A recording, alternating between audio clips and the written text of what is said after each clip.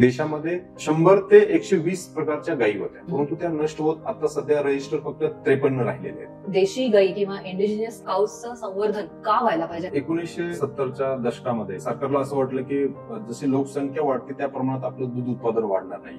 त्या अनुषंगाने आपण संकरित गायींचा प्रयोग आपल्या परंतु आउट ऑफ कंट्रोल ब्रीडिंग हे सगळं झालेलं आहे. त्यामुळे ह्या बदलत्या वातावरणामध्ये त्या तेवढ्या प्रमाणात तग धरत नाही. जशी आपल्या देशी गायींची किंवा म्हशींची रोग प्रतिकार क्षमता अगदी 0 डिग्री सेल्सिअस पासून ते 48 डिग्री सेल्सिअस पर्यंत तग धरण्याची क्षमता आपल्या ह्या देशी ब्रीड मध्ये आहे. सध्या A1 आणि A2 मिल्क बद्दल खूप चर्चा आहे. A1 दुधामध्ये हिस्टिडीन आहे आणि A2 दुधामध्ये प्रोलीन आहे. देशी गायीमध्ये प्रोलीन आहे. A1 A2 दुधापेक्षा सगळ्यात मोठा आणि घातक विषय हा दूध भेसळ आहे. एक कॉमन मॅन त्याच्या घरी आलेल्या दुधाची कशी पडताळणी करू शकेल? त्याला कसं कळेल की हे मी काय पितोय? आपण घरी सुद्धा त्या टेस्ट करू शकतो. काही कंपनी सुद्धा आहेत डायरेक्ट किटच देतात, तर तुम्ही माझ्या दुधाची क्वालिटी चेक करून घ्या. महाराष्ट्र शासनाने 1000 ठिकाणी छापे पाडले, पण त्यातून भेसळ कुठं कुठं होती, कशा कशा प्रकारची होती, त्याच्यावरती शासनाने खूप मोठी कारवाई आता सध्या चालू केलेली आहे. पण हे आपण जर असं न करता पित राहिलो जे पितोय ते, तर लॉंग टर्म हेल्थ इफेक्ट्स काय आहेत? ओबेसिटी, कॅन्सर किंवा इंडायजेशनचे प्रॉब्लेम, किडनी फेल सुद्धा होऊ शकते. खाऊ कडलिंग किंवा गायच्या सहवासात काही तास राहणे, ह्याच्यामुळे सुद्धा आपला जो स्ट्रेस आहे तो कमी होतो.